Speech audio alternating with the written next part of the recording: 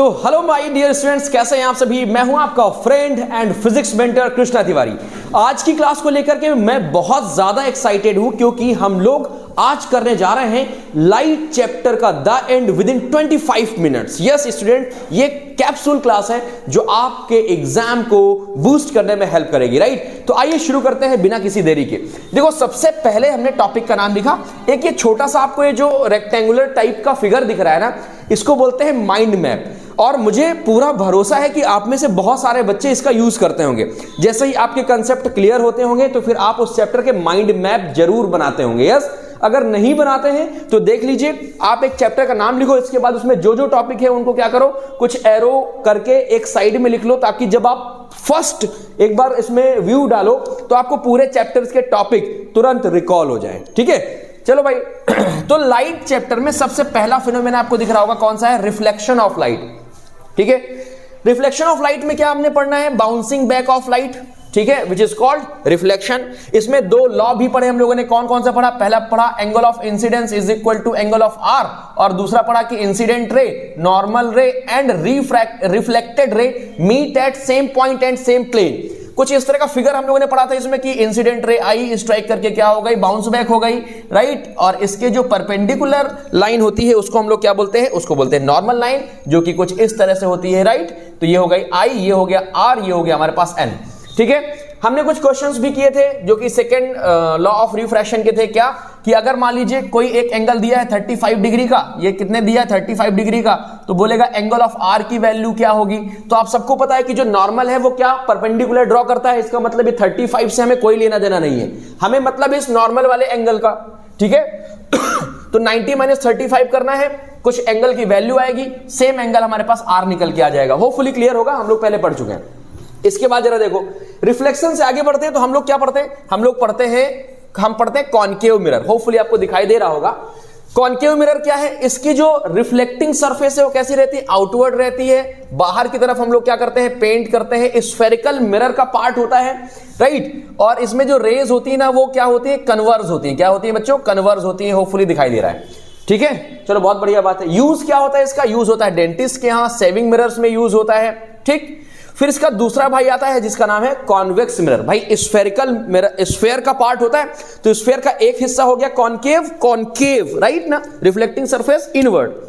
ठीक है, और ये हो गया कॉन्वेक्स, इसमें रिफ्लेक्टिंग सरफेस आउटवर्ड। इसका जो नेचर होता है ना, वो कैसा होता है? इसका जो नेचर होता है वो होता है डाइवर्जिंग का, मतलब कोई रे आएगी तो क्या कर जाएगा? डाइवर्ज कर जाएगा। बात समझ में आ रही है कि नहीं आ रही?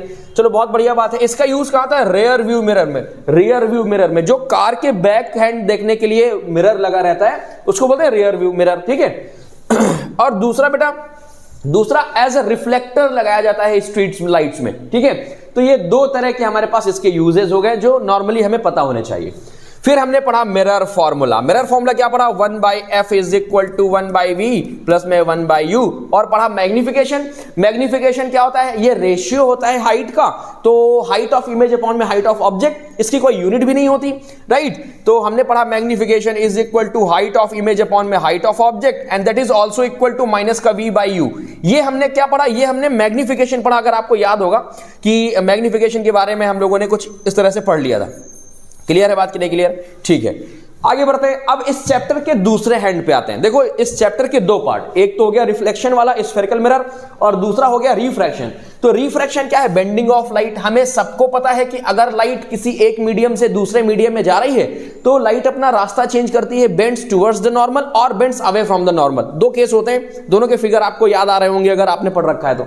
ठीक है, रिफ्रैक्शन से क्या हुआ? सबसे पहला पार्ट हमारे पास आया स्फेरिकल लेंसेज में, सबसे पहले आया कॉन्वेक्स लेंस। कॉन्वेक्स लेंस कैसा होता है? Thick at the centre, centre में थिक होता है, और जो कॉर्नर्स होते हैं ये होता है थिक होता है ना, और ये होता है थिन होता है। क्या होता है? थिन होता है। कभी कभी क्वेश्चन पूछ लिया जाता है कि आपको 3 मिरर दे दिए गए हैं, बताओ टच करके कैसे आप उनको अलग कर पाओगे, डिफरेंशिएट कर पाओगे। इसका नेचर कैसा होता है? इसका जो नेचर होता है ना, वो कन्वर्जिंग का होता है। कैसा नेचर होता है? कन्वर्जिंग नेचर होता है। ठीक है, अब आगे बात करते हैं। इसका दूसरा पार्ट जो है वो क्या है? Concave lenses. कॉनकेव लेंसेज कैसा होता है? Thin at the middle. जो मिडिल में होते हैं ना, ये थिन होते हैं, कुछ इस तरह से होते हैं। तो मिडिल में हो गया हमारे पास थिन, और थिकर एट द एज, जो किनारे होते हैं वहां पर ये थिक होते हैं, चौड़े होते हैं। लेंस फॉर्मूला पढ़ा, क्या पढ़ा, 1/f is equal to 1/v minus 1/u। आप सबको पता है कि चाहे यहां पर f की बात हो रही हो, चाहे यहां पे क्या है, फोकल लेंथ है, v क्या है हमारे पास, distance of image from the pole या ऑप्टिकल सेंटर, और ये u क्या है, distance of object from the pole और ऑप्टिकल सेंटर, राइट ना। चलो बहुत बढ़िया बात है। इससे जब थोड़ा आगे बढ़ते हैं तो हमारे पास एक टॉपिक आता है, that is refractive index. Actually convex lenses के पहले ही हमारे पास टॉपिक आता है रिफ्रैक्टिव इंडेक्स, ठीक है। क्यों? क्योंकि हमने देखा कि रिफ्रैक्शन में बेंडिंग ऑफ लाइट हो रही है, तो क्यों हो रही है, due to rare medium and optically denser medium. इसका मतलब speed of optically rare medium में दूसरी है, और जब लाइट एंटर करती है तो हमारे पास स्पीड ऑफ लाइट स्लो हो जाती है, that's why it bends toward the normal, right. तो फिर हमने रिफ्रैक्टिव इंडेक्स पढ़ा। Refractive index is a ratio of speed of light, so it has also no unit, right. और इसको हम लोग डिनोट कर सकते हैं क्या, speed of light in air upon में speed of light in medium, n is equal to c/v। Formula पढ़ा हम लोगों ने, पढ़ा कि नहीं पढ़ा, ठीक है, बहुत बढ़िया बात है। तो इसे बोलते हैं माइंड मैप, मतलब आप एक बार नजर डालो, सारे के सारे टॉपिक आपके दिमाग में चलने लगे। एक इसमें देखो यहां पर पॉइंट है, यहां पर मैंने आपके लिए छोड़ रखा हुआ है, देखो। अब यहां पर आप क्या बता सकते हो, यहां पर आप पावर बता सकते हो, क्या बता सकते हो, पावर बता सकते हो, राइट। कॉम्बिनेशन ऑफ पावर बता सकते हो, क्या बता सकते हो, कॉम्बिनेशन ऑफ पावर बता सकते हो। यहां पर SI यूनिट बता सकते हो पावर की, तो पावर भी क्लियर हो गया, ठीक है ना। बात समझ में आया कि नहीं आया, ठीक है। चलो आगे बढ़ते हैं। अब थोड़ा सा एक मैंने आपके लिए अलग से एक इमेज डाली है, सारे के सारे इंपॉर्टेंट फॉर्मूले हमें रिवाइज करने हैं, ठीक है। देखो जरा, होपफुली ये विजुअल है आपको, ये कुछ दिख रहा है कि नहीं दिख रहा, दिख रहा है, ठीक है भाई, जस्ट 1 मिनट। अगर आपको ये इमेज क्लियरली विजिबल है तो जरा देखिए, ये मैंने एक बुक से इसको क्या करा, क्लिक करा था, क्योंकि PDF में ही बनाता हूं तो मैं ये बना नहीं पा रहा था, ठीक है। देखो मिरर फॉर्मूला, सबसे पहला क्या पढ़ा हम लोगों ने, मिरर फॉर्मूला। क्या होता है मिरर फॉर्मूला, मिरर फॉर्मूला होता है हमारे पास 1/v प्लस का 1/u is equal to 1/f, ठीक है। जहां v क्या है, distance of image from the pole, and u क्या है, distance of the object from the pole, f क्या है, फोकल लेंथ, ठीक है। फिर क्या था, magnification produced by the mirror, क्या होता है, हाइट ऑफ इमेज अपॉन में height of object is equal to minus का v बाई u।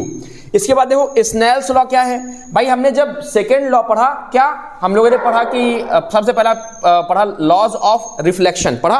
उसमें क्या था, उसमें था हमारे पास नॉर्मल, इंसिडेंट रे और reflected ray meet at same point. दूसरा पढ़ा I is equal to R angle.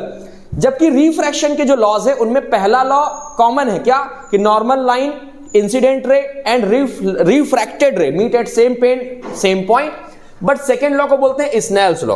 और स्नेल्स लॉ बेटा क्या होता है, जरा देखो, ये होता है हमारे पास साइन एंगल I अपॉन में sine angle R is equal to constant. देखो डिटेल में जाने की जरूरत नहीं है, डिटेल में चाहिए तो वीडियोस पड़े हुए हैं, आप उनको डिटेल से देखें। आपके पास बहुत टाइम है, अभी 30 डेज का टाइम है, तो आप उसको बहुत अच्छे समझ सकते हैं। अगर आपने समझ लिया, केवल रिवीजन के तौर पर बैठे हैं, तो फिर ये वीडियो आपके लिए बहुत ही शानदार है, ठीक है। इसके बाद जरा देखो और क्या देखा हम लोगों ने, और देखा कि भाई एब्सोल्यूट रिफ्रैक्टिव इंडेक्स क्या है, यहां पर c/v आई, अभी हम लोगों ने पढ़ा।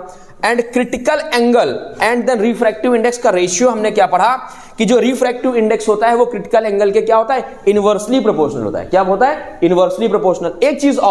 एक चीज पढ़ी कि रिफ्रैक्टिव इंडेक्स अगर मीडियम का ज्यादा है तो उसमें स्पीड ऑफ लाइट क्या होगी, कम होगी। मतलब कि जो स्पीड ऑफ लाइट है और रिफ्रैक्टिव इंडेक्स है, इनका क्या इनवर्सली प्रोपोर्शनल का रिलेशन रहता है, ध्यान रखिएगा। रिफ्रैक्टिव इंडेक्स जिस मीडियम की कम होगी उसमें स्पीड ऑफ लाइट क्या होगी, ज्यादा होगी। क्लियर है बात कि नहीं क्लियर है, चलो बहुत बढ़िया बात है। अब बात करते हैं लेंस फॉर्मूले की। तो लेंस फॉर्मूला क्या था हमारे पास, 1/v minus 1/u is equal to 1/f। Clear.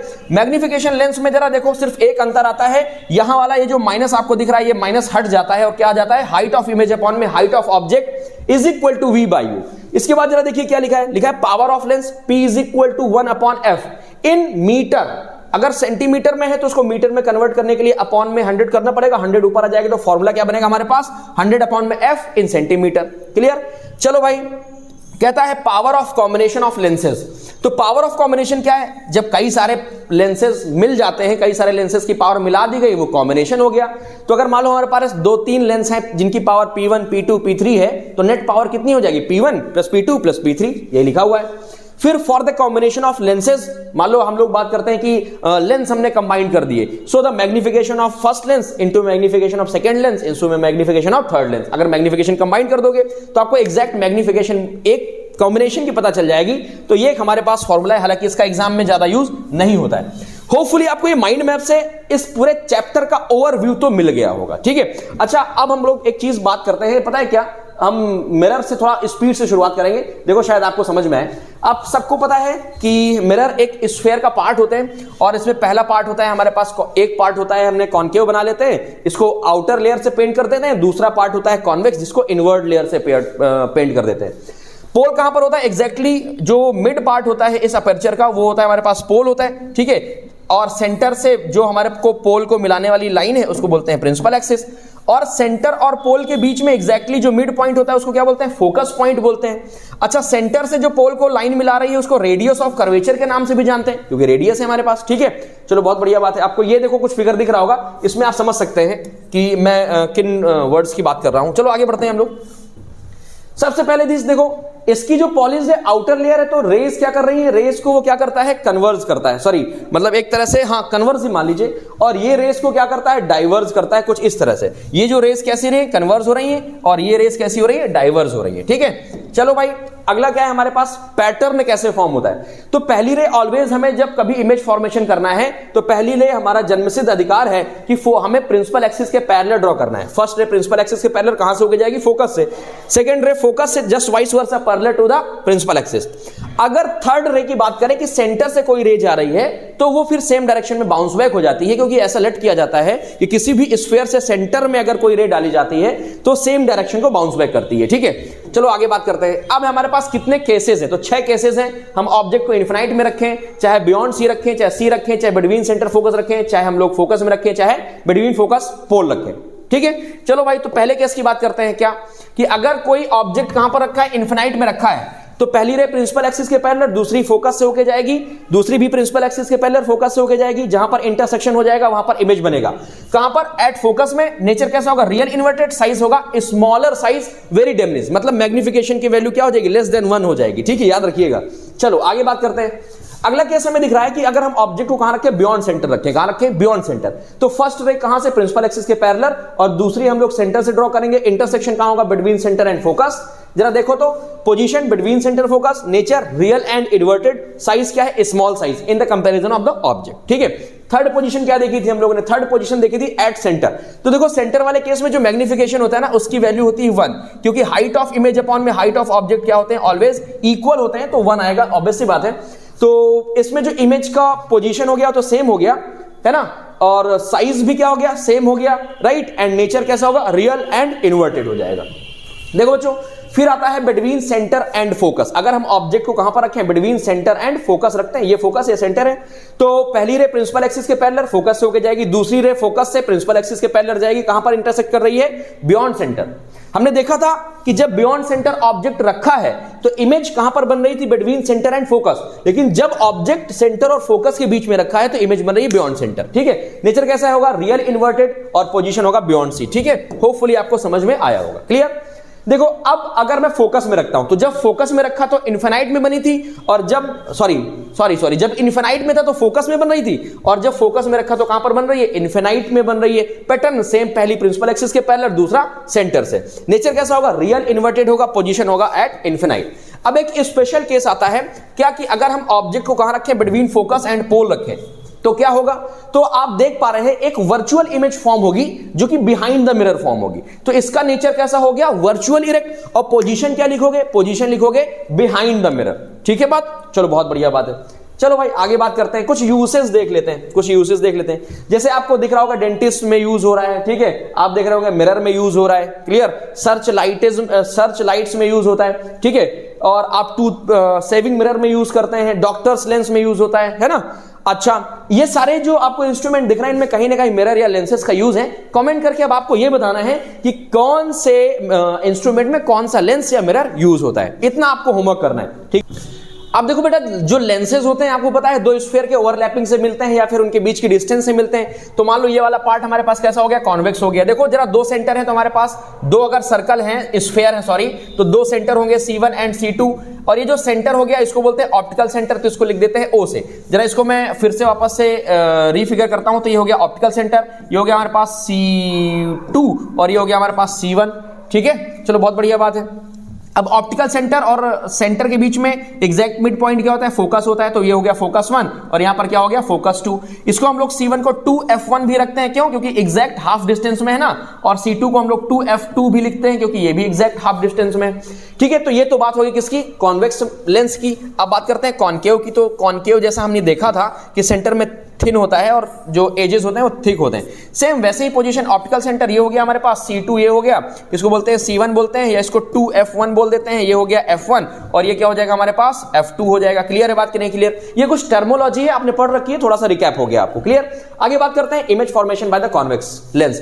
तो इसमें भी पहला रूल क्या है कि पहली रे ऑलवेज प्रिंसिपल एक्सिस के पैरेलल कहां से होके जाएगी, फोकस से होके जाएगी। ठीक है, दूसरी रे हमें ऑप्टिकल सेंटर से ड्रॉ करना है तो विदाउट डेविएशन क्या हो जाएगी, निकल जाएगी। ठीक है, अगली बात क्या करता है, कहता है अगर कोई रे फोकस से होके जाती है तो प्रिंसिपल एक्सिस के पैरेलल हो जाएगी। इसके बाद बात करते हैं कि अब केसेस कितने होते हैं। तो पहला केस होता है इनफिनाइट, दूसरा होता है बियॉन्ड सेंटर, फिर सेंटर एंड फोकस के बीच में, फिर फोकस एंड ऑप्टिकल सेंटर के बीच में। तो यही 6 केसेस होते हैं। चलो आओ बात करते हैं पहले केस की। तो अगर ऑब्जेक्ट हमारे पास इनफिनाइट में रखा है तो उसकी इमेज कहां पर बन रही है, देखो फोकस में। हमने पहले ही रूल आपको बता दिया कि प्रिंसिपल एक्सिस के पैरेलल ही हमें फर्स्ट रे ऑलवेज ड्रॉ करनी है। तो फोकस में इमेज बना, साइज कैसा हुआ, हाईली डिमिनिश्ड, नेचर कैसा होगा, रियल इन्वर्टेड, पोजीशन कहां है, एट f। ठीक है, चलो बहुत बढ़िया बात है। अब थोड़ा आगे बढ़ाते हैं, कहां रखेंगे, बियॉन्ड सेंटर रखेंगे। तो हमने अब ऑब्जेक्ट को रखा बियॉन्ड सेंटर। जब ऑब्जेक्ट को बियॉन्ड सेंटर रखा तो क्या देखा हम लोगों ने कि जो इमेज बन रही है वो कहां पर बन रही है, बिटवीन सेंटर और फोकस बन रही है। मतलब या यूं कह सकते हैं बिटवीन 2f2 एंड f2 के बिटवीन बन रही है इमेज। कैसे, रियल इन्वर्टेड और स्मॉल साइज बन रही है, डिमिनिश्ड साइज की बन रही है। ठीक है, पहली रे प्रिंसिपल एक्सिस के पैरेलल कन्वर्ज होकर फोकस से निकल जाएगी, दूसरी ऑप्टिकल सेंटर से अनडेविएटेड कट करेगी इसको। ठीक है, चलो बहुत बढ़िया बात है।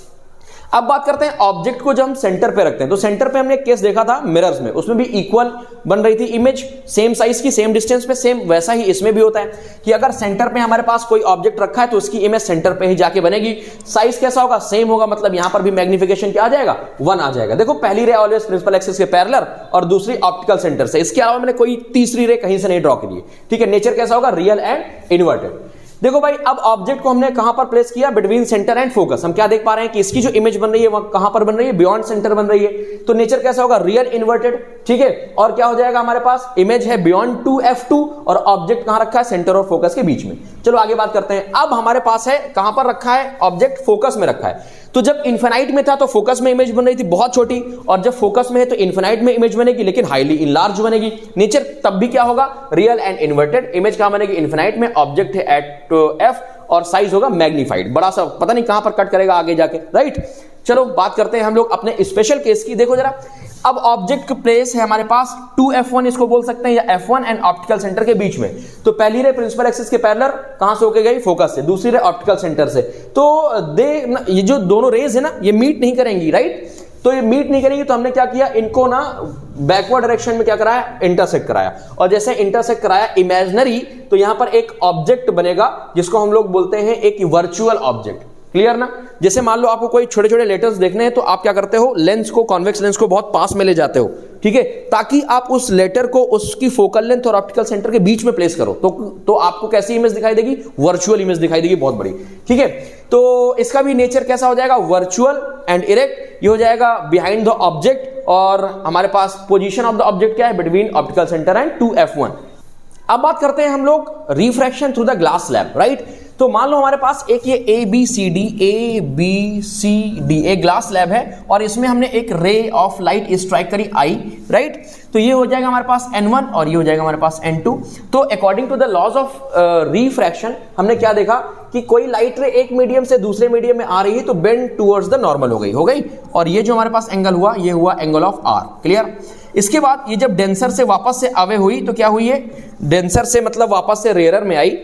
ये मान लो हमारे पास रेयरर मीडियम है, ये डेंसर मीडियम है। तो हमने क्या देखा कि ये ना नॉर्मल से अवे हो गई। ठीक है, ये एंगल हमारे पास क्या हो गया, एंगल ऑफ R हो गया। ये क्या हो गया, एंगल ऑफ इमरजेंस हो गया। ठीक है, बात समझ में आ रही कि नहीं आ रही? ये क्या हो गया, एंगल ऑफ I हो गया। हमने एक चीज सीखी थी इसमें क्या, कि angle of I always equal to angle of R। ये जो हमें शिफ्ट दिख रही है, जो गैप दिख रहा है लाइट का, तो वो क्या, इसको क्या बोलते हैं, इसको बोलते हैं लेटरल डिस्प्लेसमेंट। फिर से समझ लीजिए, कोई लाइट रे किसी एक रेयर मीडियम से डेंसर मीडियम में ग्लास स्लैब में एंटर करती है तो पहले वो बेंड हो जाएगी टुवर्ड्स द नॉर्मल, क्योंकि high refractive index of the denser medium. इसके बाद अवे हो जाएगी अगर वो रेयर मीडियम में आएगी तो, क्योंकि इसका रिफ्रैक्टिव इंडेक्स इसके कंपैरिजन में क्या होगा, कम होगा। ठीक है, ध्यान रहेगा। हमारे पास ये हो गया एंगल ऑफ इंसिडेंस, ये हो गया एंगल ऑफ आर, ये हो गया एंगल ऑफ आर, ये हो गया हमारे पास एंगल ऑफ इमर्जेंट। एक हमारे पास रिलेशन है angle of I always equal to angle of R. Clear है बात, कितना नहीं क्लियर है? इसके बाद ये जो हमारे पास इंसिडेंट रे है, ये जो हमारे पास रे है, ये इंसिडेंट रे है, अगर ये बेंड ना करती तो कुछ इस तरह से निकल जाती। तो इंसिडेंट रे और इसको बोलते हैं इमर्जेंट रे। तो इंसिडेंट रे और इमर्जेंट रे के बीच में जो शिफ्ट आया, जो गैप आया, इसको बोलते हैं लेटरल डिस्प्लेसमेंट। बात समझ में आ रही कि नहीं आ रही? पक्की बात, चलो बहुत अच्छी बात है। तो इसका एक पता है फॉर्मूला भी होता है, कभी कभी पूछ लिया जाता है। तो रिफ्रैक्टिव इंडेक्स का क्या होता है? रिफ्रैक्टिव इंडेक्स का एक फॉर्मूला होता है हमारे पास, क्या? अपीरेंट डेप्थ अपॉन में रियल डेप्थ। क्या होता है? Real depth. ठीक है, हमारे पास ये फॉर्मूला है, अपीरेंट डेप्थ अपॉन में रियल डेप्थ। ठीक है, चलो बहुत बढ़िया बात है। अब आगे बढ़ते हैं हम लोग sign convention of the lenses पे या मिरर पे। सबसे पहले बात करते हैं मिरर की। देखो, हम सबसे पहले बात करेंगे मिरर की। ठीक है, तो मिरर में यू ऑलवेज नेगेटिव।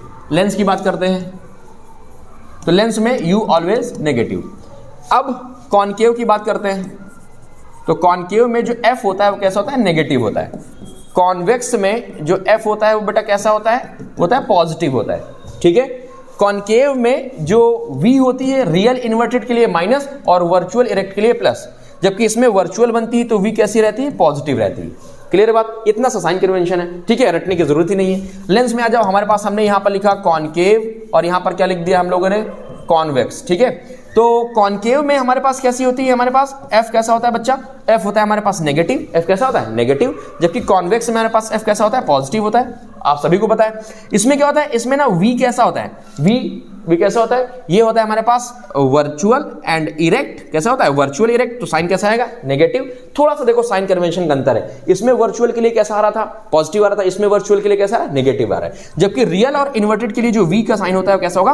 पॉजिटिव होगा। आपको मैग्निफिकेशन में ध्यान रखने की बात है ये, क्योंकि जब मैग्निफिकेशन गिवन होगा और आपसे फोकल लेंथ या डिस्टेंस ऑफ ऑब्जेक्ट इमेज निकालेगा तो फिर आपको साइन के साथ प्लेस करना पड़ेगा।